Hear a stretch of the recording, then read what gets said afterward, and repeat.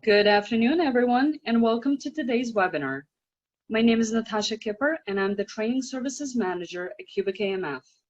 Thank you for joining us today as we continue discussions related to reopening of the bowling centers and collaborate on the potential solutions and best practices to help support you throughout this phase.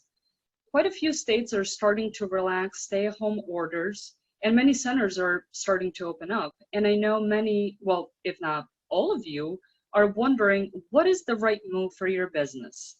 Each market and each business will have a unique way at looking at their new normal when they finally reopen, and we want to help you prepare for that. Something to be mindful of, though, is that every center in each region and market will be different, and based on your location, your state, and local guidelines and laws, which will result in a unique situation for each one of you. There will not be a one-size-fits-all kind of situation, and you will have to adapt and learn from suggestions to leverage what you need to be successful. Again, our goal here is to help you prepare for what that may look like for you and your business by sharing resources, ideas, and best practices that you can leverage. But before we deep dive into our topics, let me introduce you to our experts today. From our Cubic AMF team with me today, I have Kyle Calcote, who is the online learning specialist and our webinar manager. Kyle handles everything on the back end, all of the technical components of this webinar, and will periodically answer your questions via the chat feature and provide you with information you request. As always, we will bring up your questions during the webinar as much as the time allows, and at the end of the webinar, we'll be sure to answer all of them. Next with us is Brian Kane, and many of you know Brian from attending our previous webinars. Brian is an owner-operator of a bowling center in Pennsylvania, Canes Lanes, and also the scoring senior technology expert here at Cubic AMF. With many decades of experience and expertise in the bowling industry, Brian has been an invaluable asset not only to our company, but also our customers in the bowling community. And finally, I'm very excited to introduce our special guest for today's webinar, John Harbach. John is the president of Strike 10 Entertainment, and as the marketing arm of BPAA, Strike 10 has worked diligently on developing content and materials to drive more bowlers into their member centers, build top-of-mind awareness of bowling, and help centers and operators overcome some of the challenges they're dealing with during this time. John himself has had over 30 years of experience as a marketing executive. Today, he will share with us what are some of these programs and tools that Strike 10 and BPAA have been working on. John, thank you so much for joining us today, and welcome. Thank you so much for having me. Glad to be here, and I hope everyone out there is healthy and safe, and look forward to sharing with you some valuable information that will help in all our goals as we move towards reopening. So thank you for having me. Of course, it's our pleasure. With that being said, John, can you start with sharing with us what you, Strike 10 Entertainment, and BPAA have been doing in the past few weeks as bowling centers are gearing up to reopen? Yeah, I'd be glad to. It's really been longer than a few weeks. We were, as a group here, we're on the International Bowling Campus here with the BPAA, and we really got started early in this. It's been 2 months. We had our first live webinar on the 13th of March, and that was to really when the restrictions were starting to take place and the closings were being required, and we immediately began reaching out to our members with information about the government programs that were being put into motion.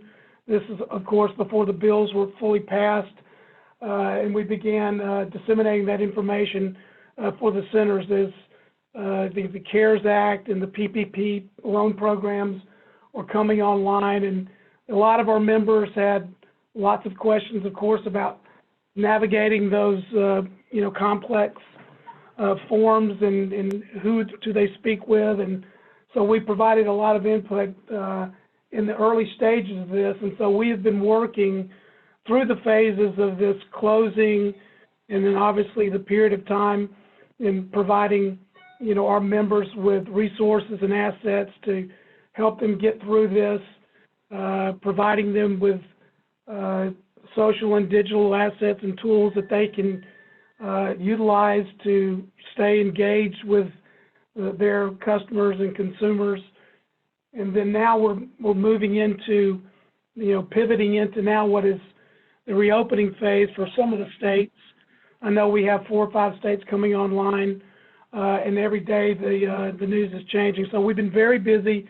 The staff here at the BPAA, all the departments here have been very hard at work. Our education program, our Smart Buy program, and here at Strike 10, putting together some marketing digital assets that can help our members navigate these phases of reopening.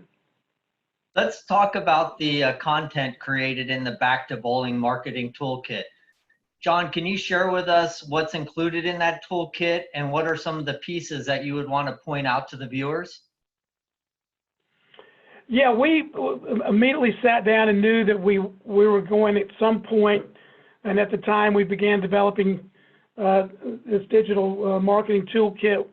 Didn't know how long it was going to be, but we began working immediately to develop a toolkit that could be utilized. We have a couple of resources here that are available on bpa.com. There's a comprehensive resource center that you can access at bpa.com, as well as our social media content bank. You've got 2 different phases of this reopening. Obviously, the training of your staff, the preparation for reopening, understanding the local guidelines. They vary across the country. The degrees of requirements that you have to be in compliance and adhere to the regulations. So there's quite a bit of in-center training that is needed. And then you get into where the outreach to consumers through your digital assets, largely social media, email. And a big part of this is media preparedness. I think as a lot of you saw out there, when the Georgia governor opened Georgia quickly, it kind of kicked off a good bit of negative press and social media chatter, which was unwarranted. It's unfortunate. There's not a lot we can do about that, but what we wanted to do is put out some media preparedness guidelines that we can provide for our members so they know best practices engaging and utilizing the media to help kind of control the narrative about bowling. So those tips can be accessed at bpa.com. And if you have any trouble logging in, there's a contact information there that you can contact to get access to those assets. But as we're reopening, it's vitally important that you begin your plan 2 to 3 weeks out. If you have a date, anticipated date, the assets that are available, email templates, press release templates, social postings, a wide array of messaging and assets that you can utilize. And the core message that we want to do with our consumers is to reassure them that we're taking every step necessary to provide a healthy and safe environment. And with the Resource Center and the guidelines and the education programs that we have available through bpa.com are invaluable assets that you can utilize in training your staff for the reopening that's coming down the pipeline for many of the states, and some are coming online next week, and some have already come online. So very good resources. I encourage you to utilize those. Thank you so much for sharing that, John. While you were talking, I don't know if you were able to see it, but I pulled up the bpa.com and accessed some of displayed some of the pieces you were talking about here. And we already have a question that has come in. Does BPAA have some graphic signage about social distancing and or masks?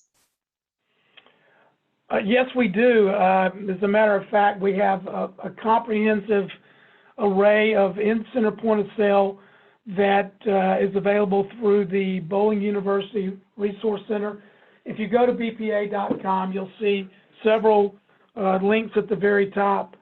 You can go to the Resource Center, and there you can click through and you can download graphic artwork that can be as large as posters can be printed, flyers, website banners.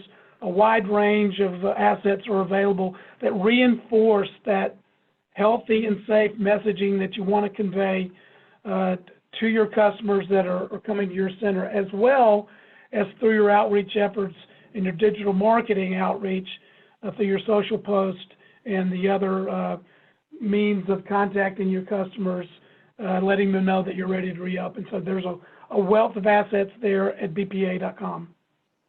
Thank you for sharing that, John. And Bill said, thank you, I'll check it out. Perfect. Another question, John. Is someone from Strike 10 or BPA helping to advise states with the regulations put upon the bowling facilities when they're allowed to reopen? I think the question here is, are you working with individual states? Yeah, that's a great question. We've been fielding a lot of calls and a lot of inquiries on that. It's a somewhat of a murky waters as we're seeing these states reopen. On the bpa.com, there is a link that you can scroll down to that is a real-time state reopening resource that you can look at. We have a map there. It's an interactive map that you can go on and click on the states, and there is, as you drill deeper into that, you can see exactly where the states are reopening. The advice that I would give you, if you are a member of the BPAA and you want to see that bowling's voice is heard, contact your state executive director or your state president, and they can, in many cases, states have a lobbyist or government affairs firm on there that consults with them, and that's where we're getting heard. What we're seeing here in Texas, where we're headquartered, and in some of the other states, the executive directors are engaging the proper authorities, representatives, to see that bowling is getting moved up in the priority list in that reopening. A lot of the phases, phase one may include other retail outlets and service providers and not include bowling. So we're trying to get bowling's voice heard. And so, again, my advice would be to contact your state executive director and make your voice heard. What we want to try to do is we want to get every state opened. As we go into this reopening phase, what we're seeing is some centers are not prepared, some are more prepared. It's based on the local community sentiment.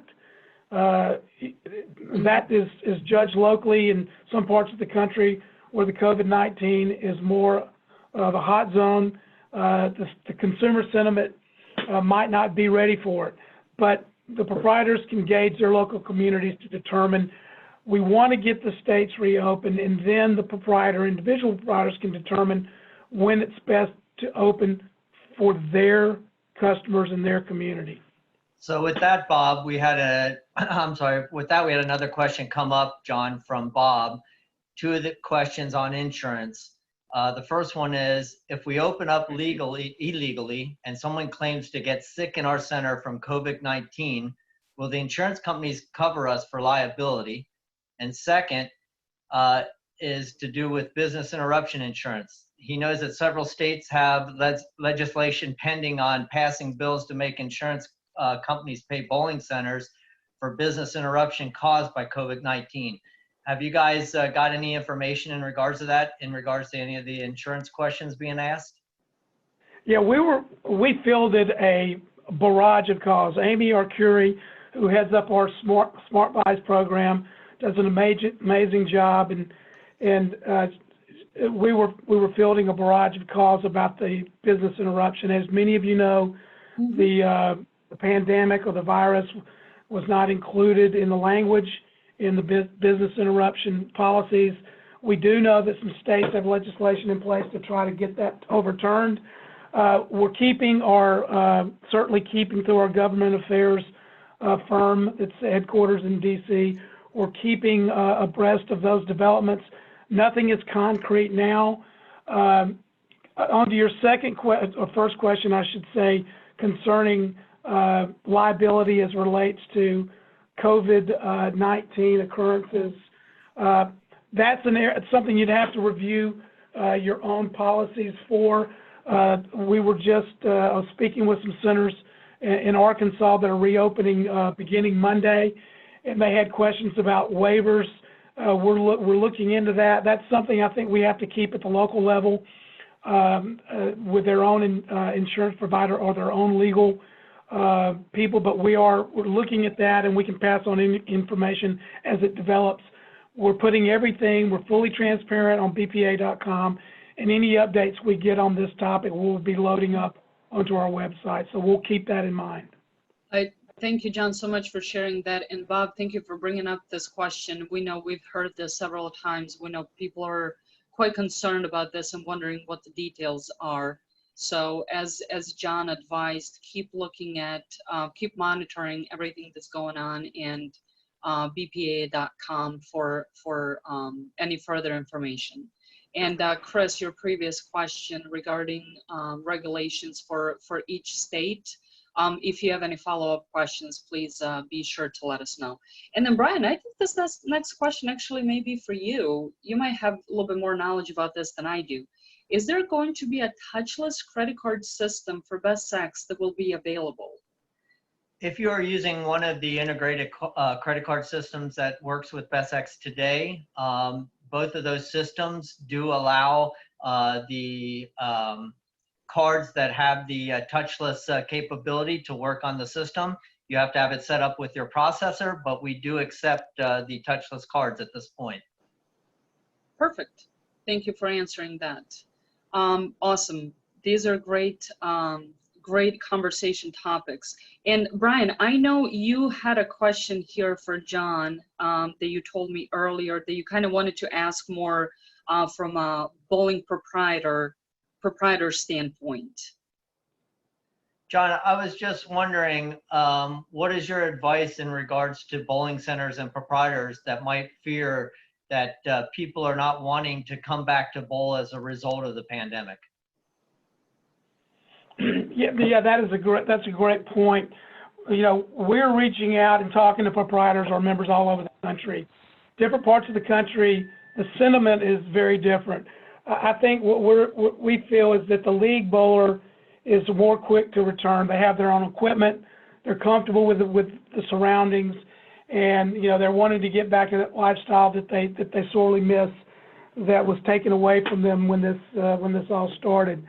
I think the casual consumer might be a little bit different. So we've been enlisted our PR firm who's working on a number of fronts. We immediately began developing our interim messaging that we are making available through our media preparedness that I mentioned earlier, that our social messaging and our PR efforts are all focused on the reassuring and the reinforcing that our centers are better equipped at social distancing than probably any other service provider or retail outlet out there. Largely, our centers are tens of thousands of square feet. We can easily accommodate that social distancing that's required. We're very accustomed to sanitizing our products, multiple use. We're a high-touch environment. So the key thing to do is reassuring through your social channels and your engagement is reassure that you are taking every step possible to keep your customers and your employees healthy by the enhanced sanitizing protocols. They're spelled out very clearly at BPA.com. through the Resource Center as the steps that you can be taken. Different centers are using varying different types of protocols depending upon their community and how COVID-19 has impacted their state and their local populations. So it's just important we keep emphasizing, you reassure, gauge the sentiment within your community, and then reopen when you're absolutely ready to implement the health and safety protocols that are necessary to make your customers feel safe in your bowling centers. I believe the BPAA has also worked on getting some resources for PPE equipment as well. John, can you share some of that information? Yeah, we have. You know, a key part of reopening is being able to have a supply line of the products that are necessary for your reopening. There are quite a few levels of different barriers and different safety measures that can be employed. We're hearing plexiglass is being put up at the front desk. Some areas are requiring that the employees wear masks. Some are going to even require that customers wear masks. So what our Smart Buy group, as I said earlier, headed up by Amy Arcuri, is developed a pipeline of products that are necessary: hand sanitizers, bleach, PPE masking, and other products are available. If you go to the website, the PPA website, there's a link at the top that's reopening products. There is a number of suppliers that we've vetted. We know they're legitimate. I will encourage you to frequently check the availability of the products. It's fluid, and if you check this week and then you come back and check a week later, their supplies may have diminished, but utilize those. Many of you already have your broadline distribution companies that you work with, Cisco or US Foods or two. You can always check with there, but if you don't have any luck at getting the proper supplies that you needed, you can always utilize the reopening products resource at thebpa.com, and we know that those pipelines are open. Awesome. Thank you so much for sharing that, John. And Brian, thank you for bringing that up. As we know, many people are wondering about this, and some of the products are quite hard to come by these days. So thank you, John, so much for advising that. I was going to ask you something really quickly along those lines, but I must have lost it. There are quite a few questions that have come in even prior to the webinar that I think a lot of people are really wondering at this point in time. And John, have you heard any feedback so far from those centers that have opened already? Have you heard anything, any success stories, any feedback in particular? Yeah, we have. You know, it is early, and I don't think that it's any surprise that the business is slow, obviously for the social distancing reasons, and just the general, unrest that the consumers are feeling about re-engaging. Many of the centers are seeing their avid bowlers very quick to come back and engage. So, we're hearing some centers in Georgia waited, a week or so to reopen to kind of gauge and see kind of the reaction, and gave them more time to prepare. We know that the centers have just come online in Tennessee, so it's a little early to tell. I think overall, the feelings are positive, but we have just not had the time to get a lot of feedback on how how the response has been. But we're encouraged. We remain optimistic. We know that the feedback we're getting is that consumers are in the areas that they feel safe or ready to get back out. We all got to be smart, as you know, and continue to practice the protocols are in place. But we'll continue to monitor the feedback, and we'll pass on the information as we get it. we are seeing news stories. We've already seen a shift in the narrative from some of the earlier negative to where it's shifting to a more positive tone on some of these news stories. We're gathering all that information, and it's trending in a positive direction, which is very encouraging to us.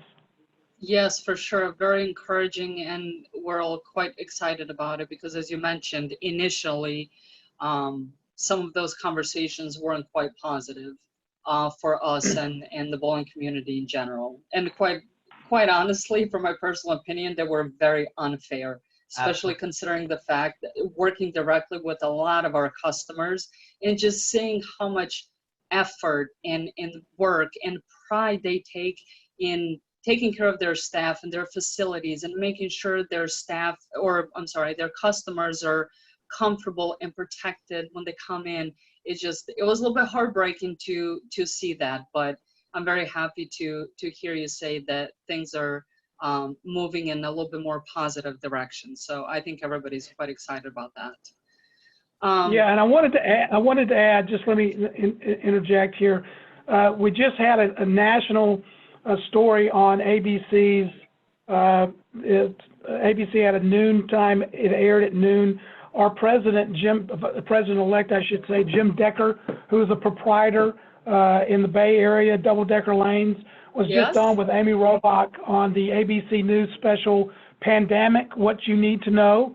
And Jim did a great job at reinforcing that messaging on that national level about the steps that we're taking as proprietors to keep our centers health and safety environments for our customers. We also had some video that ran during the nationally televised segment that showed some of the best practices that we're recommending at BPA.com on how to properly clean a house ball, how shoes are cleaned, social distancing, and the steps that are needed. You know, visuals, you can talk all day long, but visuals are very important. So we were pleased with how that story came out. And then in addition, our PR firm that we're working with is in the process of conducting a quantitative research survey that's going to gauge consumer perceptions and insights all over the country to determine what those consumer perceptions are, and that's going to shape our strategy as we are, again, trying to control the narrative about bowling and how consumers' perceptions about bowling are as we develop more marketing campaigns and more assets that we can be sharing with our proprietors to get that message out that bowling is going to continue to be the safe, fun sport and recreation that it's been. We've been around for 5,000 years. We've survived a lot of challenges over time, and we're going to survive this one. So we're trying to shape that narrative through our PR firm. So we're going to be getting the message out that bowling has not gone anywhere, and it's coming back strong. Oh, that sounds fantastic. With that in mind, John, what do you see as the next steps for the BPAA and Strike 10 Entertainment in efforts to promote bowling and the support of bowling centers? Well, as I said, we're shaping our PR strategy now. We've going to be getting that information, and we'll be putting that strategy into place. We're putting phases of the strategy in place as we speak now, and we're continually populating our resource center and our social digital content bank toolkit with revised messaging and assets that our members can access at no charge. Obviously, down the road, we see some sort of a marketing initiative that will come in. We have to understand when the country moves closer to a broader reopening before we launch any activities, but we're working on marketing programs that will be rolling out at the appropriate time down the road. But what's important to know is that those assets are currently available as we have what we're calling the rolling reopening as each state comes online. And as we talk to proprietors all over the country, they are utilizing these resources, and they see the value in, you know, in membership with the BPAA, because at times like this, you know, you're turning to the organizations and the associations that support you. We're here to support our members, and we're going to keep this resource center stocked with assets that you can utilize to reopen as you come online in your state or your part of the country. Beautiful. That's awesome. Thank you so much for sharing that. Your work and all of your efforts are very much appreciated in all these areas that you just mentioned in the last few minutes. And you mentioned Jim from Double Decker Lanes in California. Dennis is here on this webinar from Double Decker Lanes. Just wanted to mention that. Okay, couple more questions that have come in. How are leagues being arranged when you can only use every other lane? Chuck, just to mention really quickly, we're working on addressing leagues in particular for one of the upcoming webinars. And we're gathering all of the resources and the panelists and experts that are going to join us for that webinar. So stay tuned for that too. But in the meantime, John and Brian, do you guys have any ideas or can answer Chuck's questions on how are leagues being arranged when you can only use every other lane? John, I'll let you go first. Yeah, we're talking that, you know, it really is fluid. I mean, I think some of the centers members that are reopening, and they're in their phases of reopening.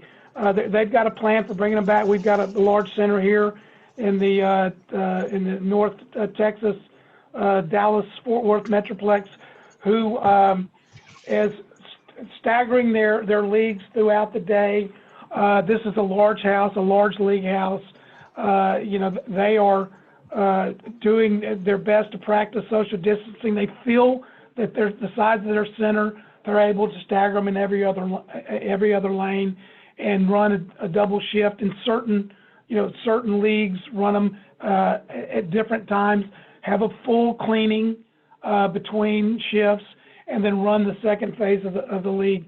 So what's encouraging is hearing our members use their creative entrepreneurial thoughts and ideas and get their staffs together and huddle and just come up with creative and intuitive ways to finish out their leagues, carry them on into the summer.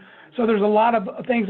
I don't have anything concrete really to share with you, just some anecdotal things that we've heard. But the leagues are coming back, and they're going to handle them. They're going to get them wrapped up. I know that Cubic AMF, we are working on collecting resources and ideas of different layouts. So working also directly with CDE on changes. I know the USBC has approved using single lane. That's the big thing that they're pushing because of social distancing.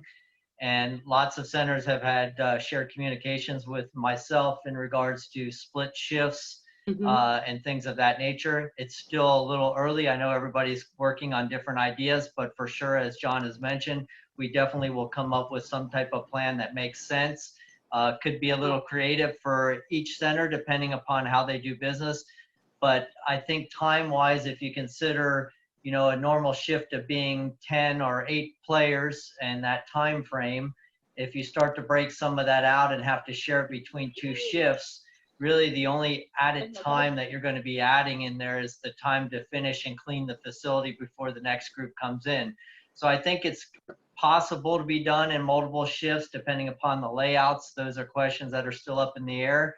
But definitely we will come up with something that makes sense, as well as the other proprietors will. And then it'll really be up to the center. It's going to take us getting that information out properly to our league bowlers. But I know a lot of them are really wanting and itching to come back. And hopefully we'll be able to strike the correct balance of what's necessary to keep leagues going in the flow necessary until we get completely out of this. You said it well. Perfect. Brian, John, I'm going to do something that we don't typically do during webinars. We typically unmute only the presenters and the moderator, but Steve here has asked, he actually has shared that he has a comment to make in regards to the leagues and some of the setup. So I'm unmuting Steve. I'm going to ask him to share his ideas with us. Well, thanks for doing that. And John Harbuck, this is Steve Sempek. It's great to visit with you again, my old friend. Hey, Steve, how are you? Good to talk to Hey, you. good to talk to you. So one of the big concerns that I have is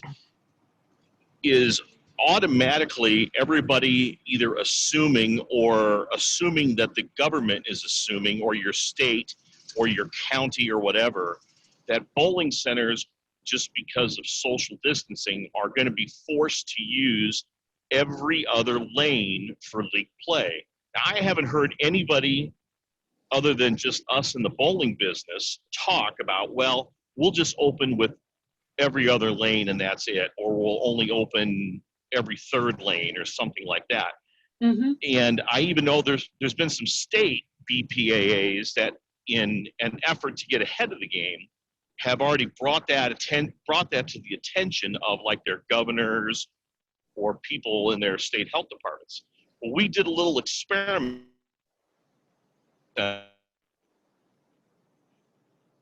Oh We no. lost you, Steve. And we have a typical settee, it's about like almost has, you know, a table and chair type setup, and they're anchored to the ground.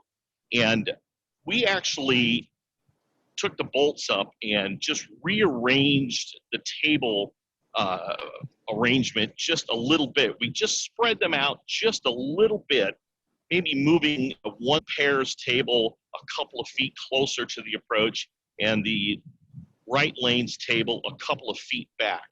And we went ahead and we had, and we are not open for bowling in our county in Nebraska. There's a couple that are. There's not. I think there's only one or two bowling centers that are open, but we have not been.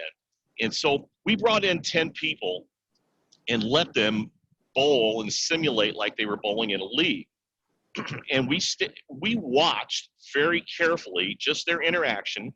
We told them to just be normal and don't, do anything. If you have to go to the bathroom, go to the bathroom. If you want to go up to the counter and order something to eat or drink, do it. Just be a normal customer.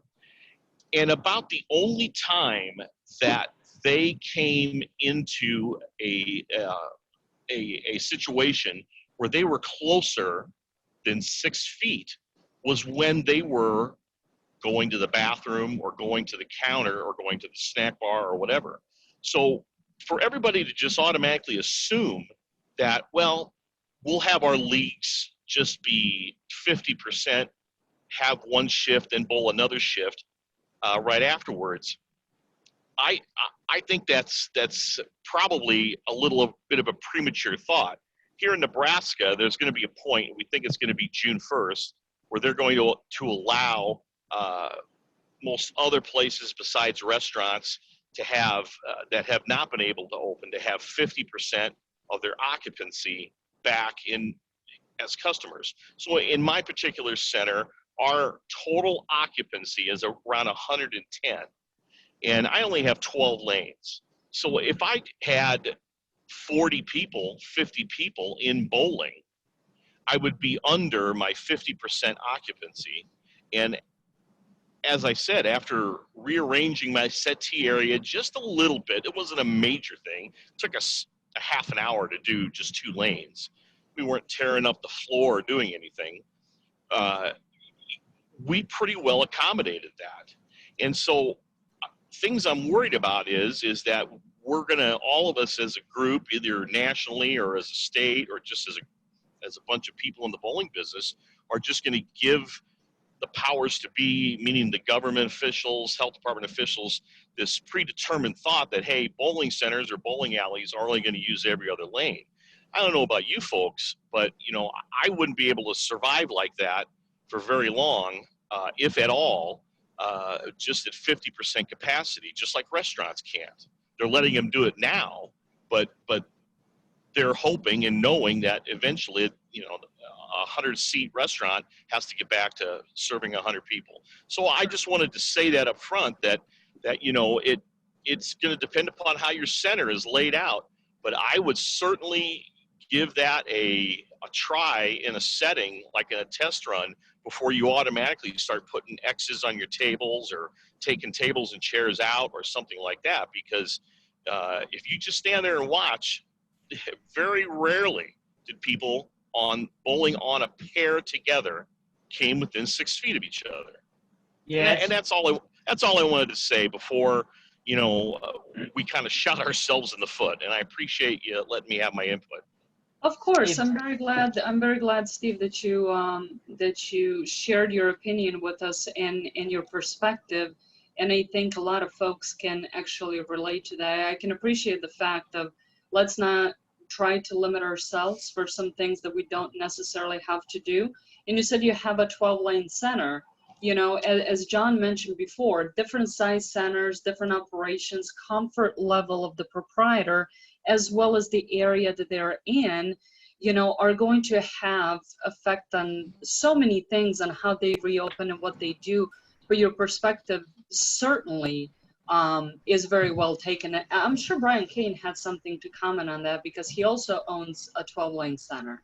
Yeah, I was just going to tell Steve, a lot of this comes into play depending upon your furniture and your layout. With 12 lanes, I can tell you my facility, if we had 50 people inside of the facility, maintaining a 6-foot distance with our counter and everything else with house balls, it would be impossible. There's no way we would be able to maintain 6 foot amongst everyone in that facility. So it's going to depend on the concourse area and the layout of everyone's centers to fall into that criteria and make sure that it's right. As long as your center can follow the CDC guidelines, that's really all that matters. Here in Pennsylvania, if they open and allow bowling centers to open in the yellow phase, which does not look good, that's only 25 people. So every state, every local area, I mean, they're all completely different. So it's really going to depend on what they give as guidelines and what size and how much free space you have inside of your facility. That's a good too, Brian. Thank you for sharing that. Hey, Natasha, I was going to make a point on that. The every other, and Steve's got a great point. I think as it relates to, you have two very different consumers. A league consumer understands the kind of the proper lane courtesy and deferring while they're bowling in league, and so social distancing for the league bowler is a completely different proposition as it relates to a casual bowler who is at home making a decision whether or not they feel safe going bowling. Some of the every other lane messaging is being utilized to appeal to the casual bowler to have them coming back maybe on your weekend shifts when you don't have leagues operating. Absolutely. So it very much is two different consumers that this every other lane might be appealing to. But it's a very good point. Yep. Yep, that's a good point. I'm not saying that everybody that doesn't do this is not doing the right. I'm just concerned that when the USBC went public, and they didn't do this with any malicious intent. They just said, hey, we're going to change the rules so your league can legally bowl on one lane instead of going back and forth from lane to lane. I understand why they were doing that. And now, if there's any more chatter, whether it's from our national BPAA group or state BPAAs, just groups of proprietors, influence get open sooner with either more people or not, kind of put yourself, under the gun saying, hey, we're only going to use every other lane. I would just suggest to leave that out of the conversation and just focus on your total occupancy. Whether that means you use every other lane or you use every third lane or you use all your lanes. It's just, I think that ultimately could backfire and could keep our industry in that area where we're going to be one of the last ones to be able to go to full occupancy if we ever can again. God help us. Right. And Steve, your point is very well taken. One of the challenging things here amongst obviously, many of them is that every state, and not only that, but every region within every state has such different guidelines and regulations and the things that they can or cannot do in different time frames, that what, you know, something that, say, you may be very comfortable with, you know, Brian over here in Pennsylvania may not even come close to being able to execute. And that's what makes this so challenging. And for, you know, a lot of our organizations, I know USBC, I know many folks were, you know, kind of maybe not so happy with that decision, but we also have to remember they are doing their best as well to be able to kind of loosen up some of the regulations on their end to be able to accommodate this current situation and give these bowling centers the ability to open in whichever capacity they can, at least at the beginning. Again, with the hope that this will not last a very long time and eventually we'll be able to go back to full capacity and be able to operate as, you know, as much as possible close to our previous normal, as, you know, in comparison to the new normal, as we keep calling it. So I feel like our ability to provide various suggestions and ideas for those centers that are in unique situations that are maybe able to take advantage of one thing, whereas somebody else across the country may be able to leverage something different. So if we just keep that in mind, I think we can better focus on things that could be beneficial in hopes to return to prosperity here very, very soon. But we appreciate your feedback and sharing your point of view and some considerations very much. And again, like I said, we typically don't unmute guests and you know, allow them to speak. So I'm very glad that you asked to do this, as I appreciate your comment very much. Yes. Okay, couple more questions. I know John is on a tight schedule here. So John, we have you for 10 more minutes. So let's address a couple more questions. Dennis from Double Decker Lanes. Hi, Dennis again. We have 50 lanes of league 4 nights a week. Yes, they're itching to get back. We're planning to run 2 shifts. With one team on a pair, along with 15 minutes to clean for the second shift, we feel that the leagues with 2 shifts could still finish at the normal time as 2 teams bowling on a pair. We have reached out to our league members and the majority are in agreement. That's fantastic, Dennis. Great job on figuring out ahead of time how you may want to handle this and reaching out to your league bowlers. I'm sure they appreciate it very much. And then hang on, there are quite a few questions coming in, so I'm just kind of trying to address the ones that John can help us with the best, and then leaving the rest of them for a little bit later. Does anyone plan to have someone posted at the entrance to keep a head count? What about within the different areas within the center, like an arcade area? And I remember there's another question on how can one actually keep track of how many customers they have in the building at any given time.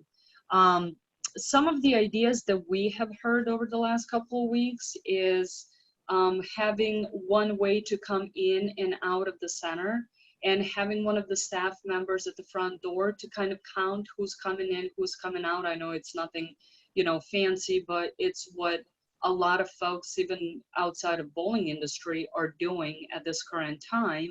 And for that staff member that's at the door, it gives them an opportunity to clean the front doors in case that you don't have sliding doors, and also hand out information about what cleaning procedures you have in place, or what kind of specials you're running, or things of that nature. Even cards for customers to fill out with their names and, you know, how many games of bowling they won, or, you know, an hour or whatever, shoe sizes and things of that nature. So those are some of the things that we have heard over the past couple of weeks. John, Brian, have you heard anything else in regards to this? Again, some of this is going to depend on the area, because some places might require temperature checks. Some might require leaving your contact information here in Pennsylvania, that's the biggest push that they've been going on, is being able to track down anybody who later appears to be sick and being able to contact trace everyone that's been associated with them. So I know when they start to open up a little bit of freedom to the restaurants, they have to keep track of the customers' names and everything in order to be able to do that. So again, I think some of it's going to depend on each area. And again, if you look at how the grocery stores and the home improvement stores today are doing it, you know, they usually have someone posted at the door, and they're using one set of doors to go in and another set of doors to go out, and they're keeping count that way. So it's going to be creative for us to come up with some of them ideas, but certainly we'll be able to do that. Yeah, echoing that, you know, we're hearing more feedback that the temperature monitoring is being done more with employees than with customers. I know some early reopenings in Georgia. We're doing customer temperature checks. We found it very difficult to find those thermometers, forehead thermometer monitors. They're in very short supply. But I think in general, those types of aggressive monitoring practices, or kind of on a state-by-state basis. I think one of the things I wanted to add before I've got to duck out is that our BPAA Bowling University has a tremendous number of online courses that can be taken. We have seen a tremendous spike in the number of online courses. Of course, the centers now have the downtime, their staffs or have the downtime to take it. We were averaging roughly 1,000 to 1,500 online courses per month in our Bowling University, and that has spiked to where last month in April we set an all-time record of 4,000 online courses were taken. And then in this month alone, in the first 12 days of May, we've already had 4,200 of these courses taken. Wow. And I'm talking about COVID awareness. I'm talking about COVID social distancing and hygiene courses. And all of our other courses there are just general bowling center safety, which is a 3-part course. You know, other types of courses, active shooter, center intrusion, preparedness. There's a whole range of courses, so I would definitely encourage you members out there that have access to BPA.com to look into those courses. They're tremendous resources for you to utilize now that your staff have some time to engage in those. It's great content. Bart Berger heads up the Bowling University along with his team. Kelly Bednar, Gerald Morrow, and John Caravatas has done a great job at putting that all together in a very quick time frame to have it available for our members to utilize. So definitely hats off there, and that can be accessed at bpa.com. Thank you, John, so much for sharing that. We appreciate it. And I know you have to wrap it up here. I want to thank you again for spending time with us. We know you're quite busy, and judging just by the resources and everything you have mentioned, we know exactly what you're up to as well. Absolutely. So thank you so much for sharing all of that with us. I'm sure our viewers have found it quite beneficial. And anything else that you would like to share with us before you wrap it up? No, I think we've covered it. I'm just happy that Cubic AMF, a great partner of ours, is doing these. There's a lot of companies out there providing lots of great resources.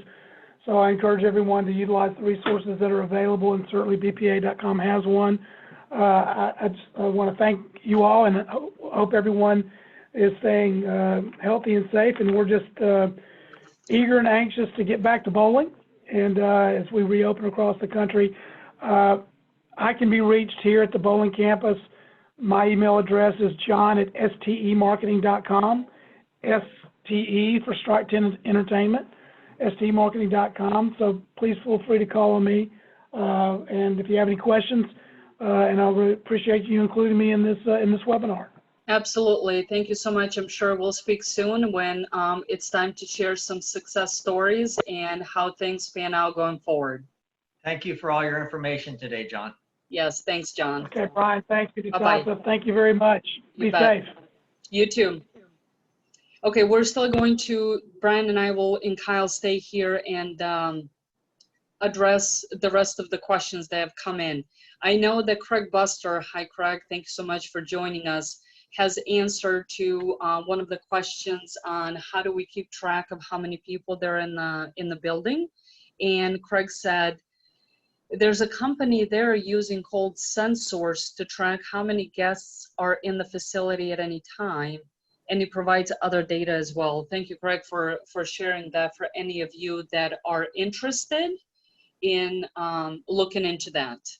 And then we also have some comments about, you know, Pennsylvania dictatorship and government, which we're going to, for now, ignore. And let me see, we have several billiard tables in our facility. Has anyone heard of any ideas or products to sanitize pool tables filled between each use? Thomas, unfortunately, I really don't know anything. I have not heard anything in regards to this, but for any of you, oh, never mind, Dawn already answered that. Okay, perfect. Thank you so much for doing that. Thank you, Don. Let's see. A lot of questions about how to handle arcade game room occupancy, and let me see, I've lost that question because the person has asked it quite a long time ago. So let me go back and find it. I'm sorry, guys. Let's see.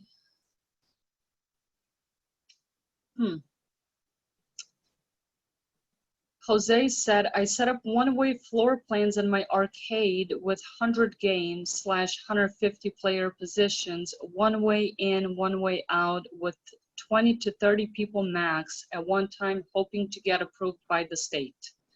Okay, so that's one way to handle that.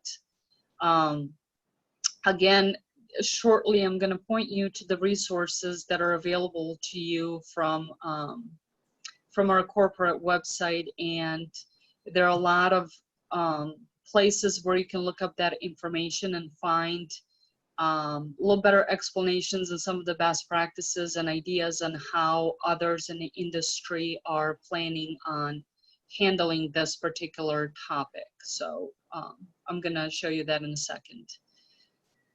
Let's see.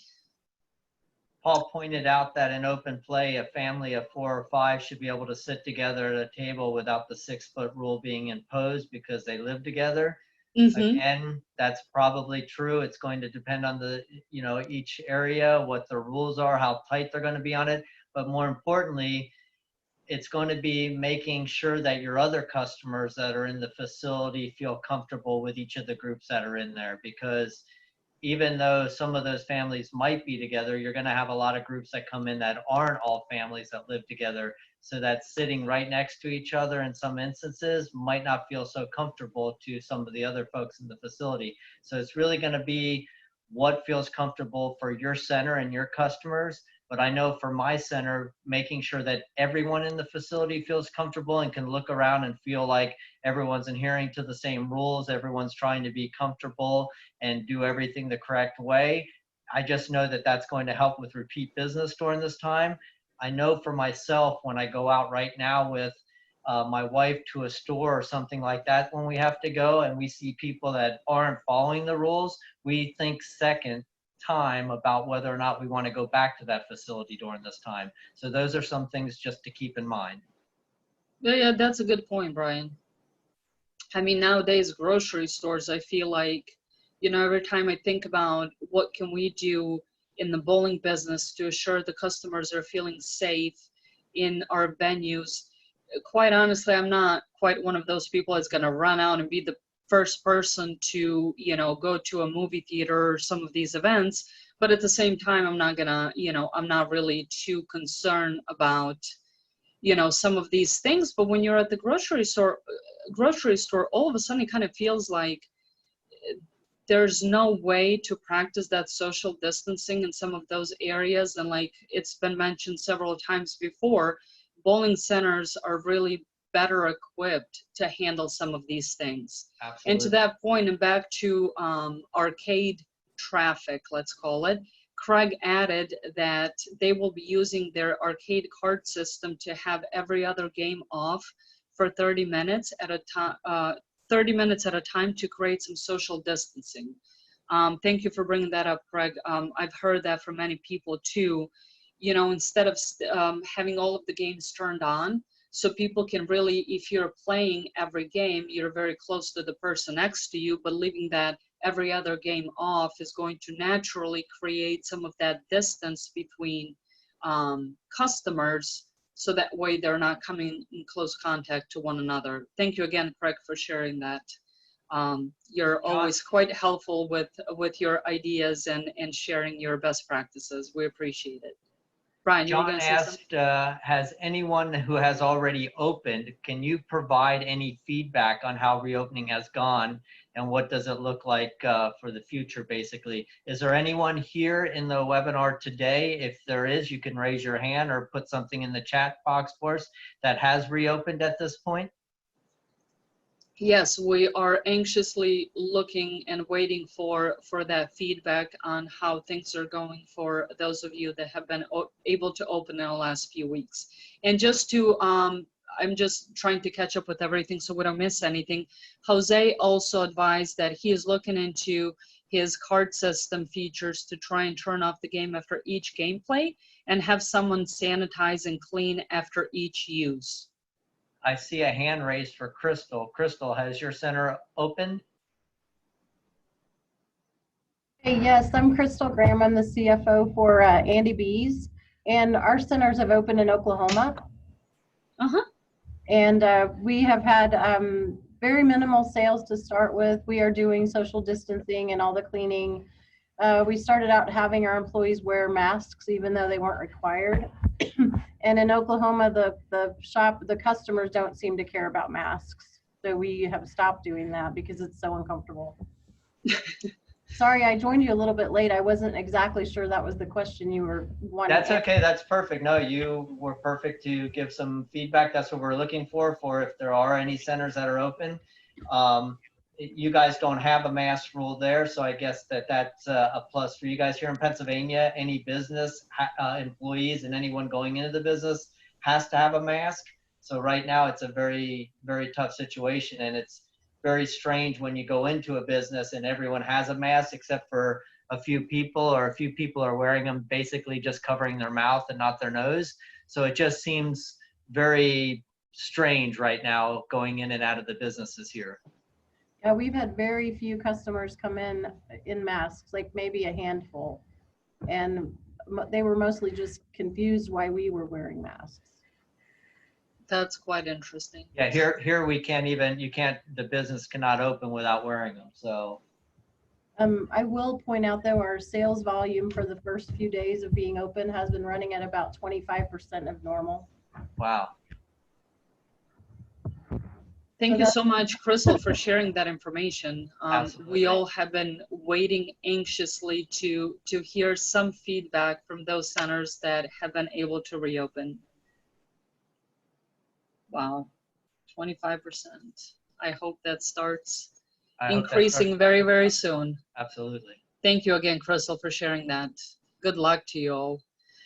Okay, couple more things. Let me see. Oh, somebody asked earlier, what percentage of bowling centers still have league bowling? I'm gonna say vast majority of bowling yep. centers. Almost all of them. We're talking bowling centers that may or may not have other attractions. If we're talking about FECs, they're bowling anchored also. I'm gonna say, Brian, what would you think? I would say that if bowling is a big anchor in that FEC, they probably are doing leagues, even if they're just fun leagues. But I think a big part of it, especially any traditional bowling center, league is still a very big piece here in the United States. Obviously, the FEC market can be slightly different because they're going after the open play. It's really going to depend on the area where you're at. If you're in a heavy populated district area where you got a lot of walk-in business and a lot of stores and shops around you, chances are open play is a big piece for you. If you're in a lot of rural areas where you have a lot of customers that have been coming to your facility for many years, chances are you're still doing a lot of league. Yes, and again, we have Craig here with Coconut Bowl, and they are a large FEC with many, many attractions, but they have a very strong league base as well at their center. Yep. So, yeah. Okay, Steve Sampak says, asks rather, is anyone worried that leagues will greatly be reduced or down next fall? And when talk of USBC membership comes up, is that going to be a detriment, as there will be people who just won't want to go bowl, state, or tournaments, so why pay extra money for that? Will that be a turnoff and may change people's minds about leagues? Is anyone at USBC concerned? Steve, unfortunately, we cannot speak on their behalf as we're not fully, well, we can, but we're not 100% sure how things are going to pan out over the next few weeks. We know that for sure they have been working very hard to provide some flexibility and different ways to handle some of these leagues for those regions and centers that have been greatly affected by this. And I think they're just putting their best foot forward to be able to accommodate a lot of these scenarios that people are considering. I know for a fact, like I mentioned earlier, we're going to be focusing on league play over the next weeks, as early as next week. I know there are plans for, I don't know, Steve, if you belong to our Beyond the Frame Facebook group. If you don't, I highly, for you and everybody else in this webinar, I highly recommend that you check it out. I know we also have plans to cover some of these topics next week for sure, and I do believe that Chad Murphy may be a guest on one of those shows as early as Tuesday next week. Yes. So I would highly recommend that you tune in on that. Like I said, we can't speak on their behalf for sure, but we know from working with them, because we're also trying to figure out what are some of the best ways to handle this and options that we can provide to our customers, a variety of options at that. And I know that they have also been working on some of those same things. I don't know, it's hard to tell if the league business is going to be up or down for many different reasons. We certainly hope that those that love league bowling and really continue to participate in the sport, but I think the next couple of months are going to be very telling on that topic. Brian, do you have anything else to add on this? Yeah, what I can say is for sure, all of us that are bowling center owners or FEC owners that have league, this is definitely a big concern of ours. You know, league has been tough every year, as we know. It's always harder and harder. But I can guarantee the USBC knows without our business and our leagues that they really are non-existent as well. So for sure they are concerned as well, which is why they are relaxing some of the rules that have always been into play when it comes to league. So I can certainly say, I can't say 100% because I'm not speaking for them, but I can certainly say I would feel that they are well concerned, just as we are, in regards to things at this moment.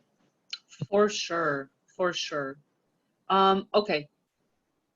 Mark G said, with bowls that have full service bars and grills inside, there seems to be some confusion as to opening dates of bars compared to restaurants. I'm one of the confused, may I admit. Will we have to stage our openings for the restaurants and delay the bar openings? Mark, I wish we could help you with that. But again, that question, first obstacle here is going to be your location. What's happening here in South Carolina, in the area that I'm in, versus Pennsylvania in the area where Brian's in, just as a basic example, are day and night. Two completely different stories. And Crystal just shared a minute ago in Oklahoma, not even similar to either one of these places. So those things are going to be determined by your state and local guidelines. And what does that mean to them? Maybe bars and restaurants do open at the same time, maybe they're split up. To me personally, I gotta be honest with you, a lot of restaurants have bars as well. So I'm not quite sure if, you know, you can open up your table seating, but nobody can sit at the bar, or maybe that's not considered a bar because it's a part of the restaurant. It's very unclear. As John mentioned earlier, I think your best bet would be to seek those answers within your local government representative, and really get clear definition on what's, you know, what's what, for the lack of better example. Yeah, it's Brian, do very you different agree? in every area, as you pointed out, Natasha, because like here in PA, none of the restaurants or bars are allowed to be open for in dining at all whatsoever, even in the yellow phase. So until Pennsylvania goes into green phase in those regions, they're not allowed to have anyone in the facility to sit down and eat or have drinks, period. So Right. every area is going to be different. So it's really going to depend on where you're at. Yes, and Jose here points out that his Idaho location is open this Sunday for dining and bowling only, but they were told no arcade until at least June 1st. And Wow. there's some other centers that we heard from that said, yeah, we can only open our dining but not bowling, or vice versa. So with all honesty, I mean, if we look at every state and, you know, every county within the state, my goodness, it's literally all over the place. Wow. Hence the reason why we can't answer some of those questions with any certainty. Absolutely. And then Jeff says for Florida, from what I read, phase 1 does not include the opening of bars, pubs, and nightclubs that derive at least 50% of their profits from alcohol. All right, so there's some guidelines there where you can kind of decipher who's who and what's what. Thank you for sharing that so much, Jeff. And Crystal here has shared her contact information. Again, she's a CFO for Andy B's, and she offered her help to answer any questions and share their initial experience in Oklahoma and Missouri. Crystal, would appreciate it very much that you have offered your time and your resources and your intelligence to help your fellow proprietors and our customers. Very much appreciated. Thank you. As well as the rest of you who have offered answers and ideas to overcome some of these challenges. Okay, at this time, I do believe we have answered all of the questions that have come in. If we have missed anything, Kyle will be very glad to let us know that we have done so. In the meantime, I'm going to quickly walk you through the resources that we have available. And again, for those of you that have venues with different attractions and revenue streams, this is where I'm going to point you to some of those resources as well. So from our corporate webpage, cubic-amf.com, if you go to the support tab, our Customer Resource Center COVID-19 resources are going to be at the top of the page. Really quickly, don't forget that the eShop and tech support customer portal are available 24/7 for anything that you may need. But on our COVID-19 resource page, tons of information that could be helpful to you going forward. Real quickly, going kind of in the reverse order here, I'm going to jump to the bottom of the page and just show you some of the resources outside of, not outside, but adjacent to the bowling industry, so to speak. IAAPA, our friends at BPAA, SBA resources, OSHA, CDC, and amusement recovery, okay? And then the top of the page beyond the frame is where you will find our webinar schedule, as well as previously recorded webinars on this page. And then also you can sign up for the upcoming webinars. This page gets updated daily, if not many times a day. So please be sure to check for for any updated content. And then all of our blog posts from our Best Extras blog that once used to be exclusive to our Best Ex customers, but a few weeks back, we have opened up this resource to all of our customers to be able to benefit from the content shared on there. All of the blog posts have been included on this page as well. And then we're going to have our reopening kit that's going to be available here anytime now. I do believe the plan was, well, this is what happens when you don't check the page for short period of time. So just before this webinar, shortly before the webinar, I checked the page and it wasn't updated, but by now you're able to download the marketing kit. So I strongly encourage you to check our corporate website and our COVID-19 resources page. Lots of useful material. We featured this kit on our last webinar and some of the pieces that are included in it.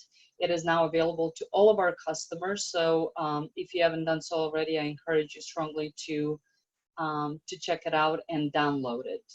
And then maintain your center. Again, tons of CubicAMF resources that have been put together from, you know, maintenance checklists, how to boot your system in a standalone mode, turning on and off your super touches, reopening checklists, safety and care of CubicAMF products, tons of resources that could be beneficial to you at this time.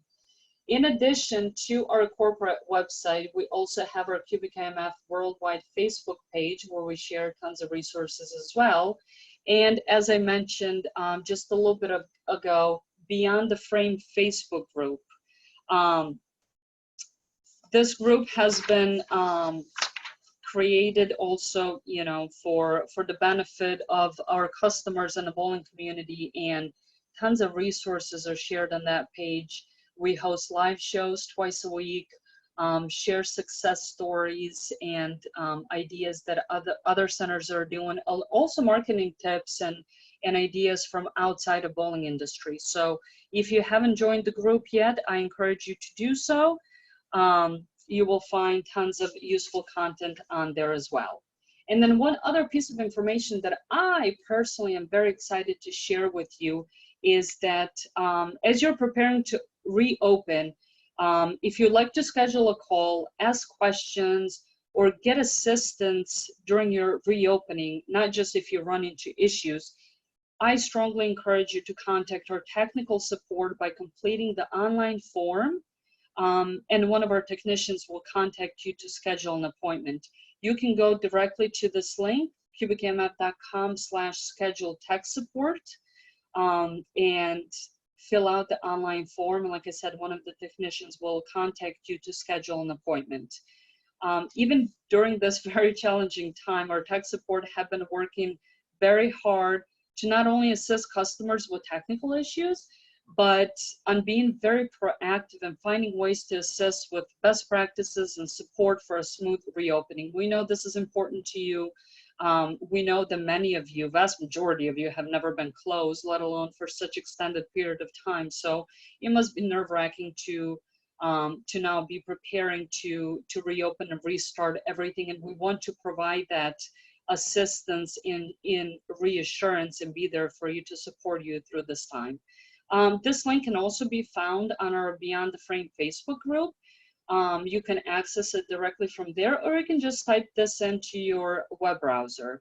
Our tech support team is eager to assist you. I don't see that there are any additional questions that have come in. Brian, Kyle, I thank you very much for your contributions today, as you know, you continue to work very hard to provide support and assistance to our customers. I'm very grateful we were able to have John with us here for an hour to share all of the great things that BPAA and Strike 10 Entertainment have been doing and support they've been providing to our customers and the bowling community. And Brian, do you have anything to add before we wrap it up? I'd just like to thank all of our customers that did attend the webinar. Hopefully we've provided the correct content of what they're looking for. And if there's any questions that we can answer after the fact, please don't hesitate to email us. We will definitely do our best to answer any questions you have. And hopefully you'll find some more relevant and important information in our upcoming webinars. Yes, absolutely. Thank you for mentioning that. We're working very hard to gather all of the resources and support that we possibly can and stay on top of all the relevant topics that are coming up. And as you know, things are changing very, very quickly, not just weekly, but daily. So please keep in touch with us and stay tuned for our upcoming webinar schedule and the topics that we're going to cover. And of course, if there's anything that you would like to discuss with us or any topics that you would like to see, please send us an email at maxtrainingadmin@cubic-amf.com, and we'll be sure to consider all of that and include it in our upcoming webinar topics. I thank you again for taking the time to hang out with us today and spend time with us, sharing ideas and best practices. And we're hoping that you stay healthy and well, and we will talk to you next week. Until then, we wish you all the best for those of you that are working very hard to prepare to open, and hopefully we will be able to share a lot more success stories going forward. Thank you everyone so much. I hope you have a great rest of the day. Stay strong, everyone.